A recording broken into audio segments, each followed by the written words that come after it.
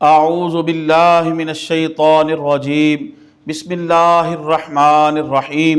مولا صلی وسلم دائما ابدا علی حبیبک خیر الخلق کلہم۔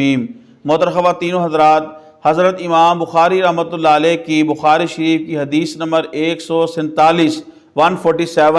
آپ کے سامنے بیان کرنے کی سعادت حاصل ہو رہی ہے۔ حضرت امام بخاری رحمۃ اللہ علیہ روایت کرتے ہیں، ہمیں زکریا نے حدیث بیان کی، انہوں نے کہا ہمیں ابو اسامہ نے حدیث بیان کی، انہوں نے ہشام سے، اور ہشام نے عروہ سے، اور عروہ نے اپنے والد سے، اور ان کے والد نے حضرت ام المومنین عائشہ صدیقہ رضی اللہ تعالی عنہا سے، اور انہوں نے نبی صلی اللہ علیہ وآلہ وسلم سے کہ آپ صلی اللہ علیہ وآلہ وسلم نے فرمایا کہ بے شک تمہیں اپنی ضروریات پوری کرنے کے لیے گھر سے نکلنے کی اجازت دے دی گئی ہے۔ ہشام نے کہا یعنی قضائے حاجت کے لیے۔ محترم خواتین و حضرات، اس حدیث شریف کے اندر پیارے نبی صلی اللہ علیہ وسلم نے بالعموم تمام خواتین کے لیے اور بالخصوص اپنی ازواج کے لیے ارشاد فرمایا کہ اب تمہیں ضروریات کے لیے یعنی قضائے حاجت کے لیے باہر جانے کی اجازت دے دی گئی ہے۔ کہ اس حدیث شریف سے یہ ثابت ہوا کہ جب قضائے حاجت کے لیے خواتین کا باہر جانا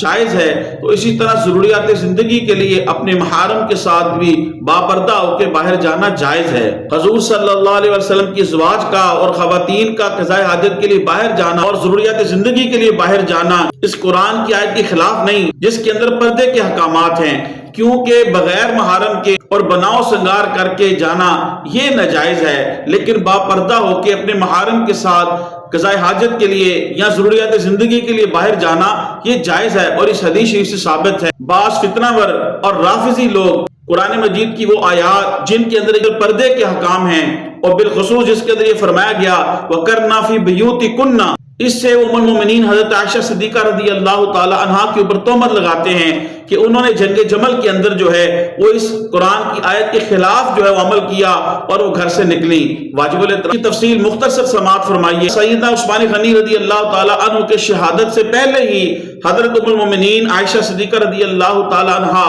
آپ اپنے حج کی نظر مان چکی تھی، اور اس کو پورا کرنے کے لیے آپ اپنے اجتہاد کے ساتھ جو کہ جائز تھا اور درست تھا اس کے لیے آپ حج کے لیے تشریف لے گئی، اور جب آپ حج سے فارغ ہوئیں تو آپ کے پاس حضرت طلحہ رضی اللہ تعالی عنہ، حضرت زبیر رضی اللہ تعالی عنہ، حضرت نعمان بن بشیر رضی اللہ تعالی عنہ، حضرت کعب رضی اللہ تعالی عنہ اور دیگر جلیل القدر صحابہ کرام رضوان اللہ اجمعین آپ کے پاس آئے اور صورتحال بتائی کہ حضرت سیدنا عثمان غنی رضی اللہ تعالیٰ عنہ کو شہید کر دیا گیا ہے، اور ان کے جو قاتلین ہیں وہ اس وقت بڑی طاقت اور قوت کے اندر ہیں۔ قاتلین عثمان کی یہ خواہش ہے کہ وہ حضرت عثمان رضی اللہ تعالیٰ عنہ کے قصاص کا مطالبہ کرنے والے اور ان کے خیر خواہوں کو بھی وہ قتل کر دیں۔ چنانچہ ہم آپ کے ساتھ آپ کی پناہ میں آتے ہیں۔ ام المومنین حضرت عائشہ صدیقہ رضی اللہ تعالیٰ عنہا زوجہ نبی ہیں، امت کی ماں ہیں، ان کا بڑا عزت و احترام تھا، تو باہم مشورے کے ساتھ یہ طے پایا کہ جب تک حالات سازگار نہیں ہو جاتے ام المومنین عائشہ صدیقہ رضی اللہ تعالیٰ عنہا اور یہ صحابہ کرام رضوان اللہ اجمعین کی مقدس جماعت بصرہ کے شہر چلے جاتے ہیں،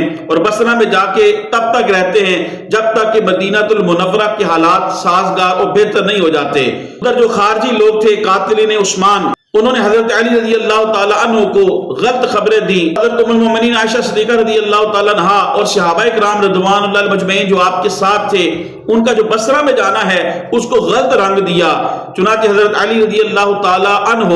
آپ بصرہ کی طرف روانہ ہوئے، حالانکہ حضرت امام حسن رضی اللہ تعالی عنہ، حضرت امام حسین رضی اللہ تعالی عنہ، حضرت عبداللہ بن جعفر رضی اللہ تعالی عنہ اور حضرت عبداللہ بن عباس رضی اللہ تعالی عنہ نے حضرت علی سے یہ عرض کیا آپ اس وقت تک بصرہ نہ جائیں جب تک صورتحال بالکل واضح نہ ہو جائے، لیکن جو بات ہونی ہے مقدر میں تھی وہ ہونی تھی۔ چنانچہ حضرت علی رضی اللہ تعالی عنہ آپ بصرہ کی طرف روانہ ہوئے، اپنا ایک سفیر حضرت ام المومنین عائشہ صدیقہ رضی اللہ تعالی عنہا اور حضرت طلحہ اور حضرت زبیر کے پاس بھیجا کہ یہ ان کا یہاں پہ آنے کا مقصد پوچھے۔ چنانچہ ام المومنین حضرت عائشہ صدیقہ رضی اللہ تعالی عنہا نے فرمایا کہ میں تو صلح کے ارادے سے آئی ہوں یہاں پہ تاکہ مسلمانوں کے درمیان باہم صلح ہو جائے۔ تو اس سفیر نے پوچھا کیا ہونا چاہیے؟ نفوس قدسیہ نے کہا کہ قاتلین عثمان سے حضرت عثمان غنی رضی اللہ تعالی عنہ کا قصاص لینا چاہیے۔ سفیر نے کہا کہ اس وقت ممکن نہیں، حالات سازگار نہیں، لیکن جب حالات سازگار ہو جائیں گے تو یہ فتنہ پرور لوگ جو ہیں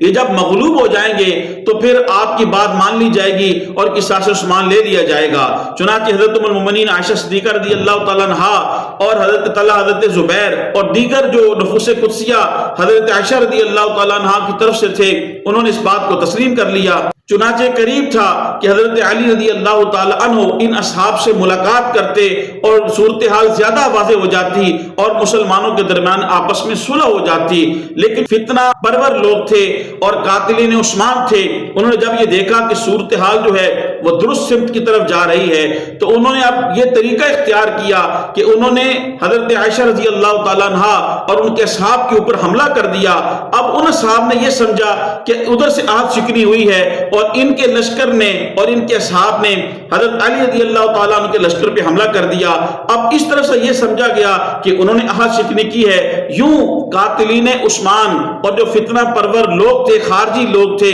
وہ اپنے مقصد میں کامیاب ہو گئے۔ اب حضرت ام المومنین عائشہ صدیقہ رضی اللہ تعالیٰ عنہا اور حضرت علی المرتضیٰ رضی اللہ تعالیٰ عنہ یہ صورتحال دیکھ کے بڑے افسردہ تھے کہ مسلمان آپس میں باہم دست و گریباں ہیں اور آپس میں خون ریزی ہو رہی ہے اور جلیل القدر ہستیاں جو ہیں وہ اس جنگ کی نظر ہو رہی ہیں۔ جنگ کے اختتام پہ حضرت علی رضی اللہ تعالی عنہ نے بڑے عزت و احترام کے ساتھ حضرت ام المومنین عائشہ صدیقہ رضی اللہ تعالی عنہا کو دیگر خواتین کے ساتھ بڑے ادب و احترام کے ساتھ مدینہ المنورہ روانہ کر دیا اور حضرت زبیر رضی اللہ تعالی عنہ اور حضرت طلحہ رضی اللہ تعالی عنہ ان کی شہادت کے اوپر آپ کو بہت زیادہ افسوس ہوا۔ تو آخر میں یہ میں پھر عرض کروں گا کہ حضرت عائشہ رضی اللہ تعالی عنہا صلح کے لیے نکلی تھی۔ آپ تو مدینہ شریف سے مکہ المکرمہ حج کے لیے روانہ ہوئی تھی اور پھر وہاں سے بصرہ آپ صلح کے لیے روانہ ہوئی تھی، اور پھر جو قاتلین عثمان فتنہ پرور لوگ اور خارجی لوگوں نے جو کیا وہ میں نے آپ کے سامنے عرض کر دیا ہے۔ لہذا حضرت علی المرتضیٰ رضی اللہ تعالی عنہ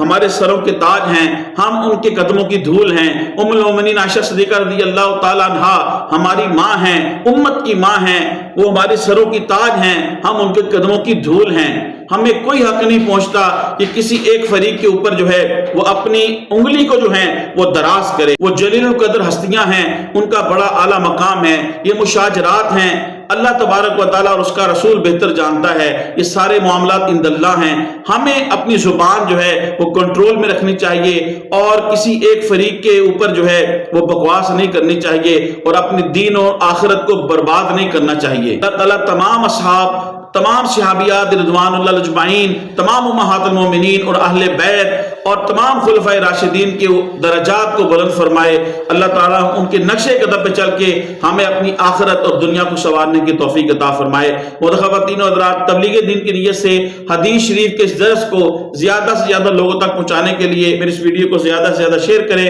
میرے یوٹیوب اسلامی چینل کو سبسکرائب فرمائیں، یوٹیوب پہ کمنٹس کریں، لائک کریں، بیل آئیکن کو ضرور پریس کریں تاکہ ہر آنے والی ویڈیو آپ کو مل سکے۔ اللہ پاک آپ کو جزائے خیر دے۔ السلام علیکم ورحمۃ اللہ وبرکاتہ۔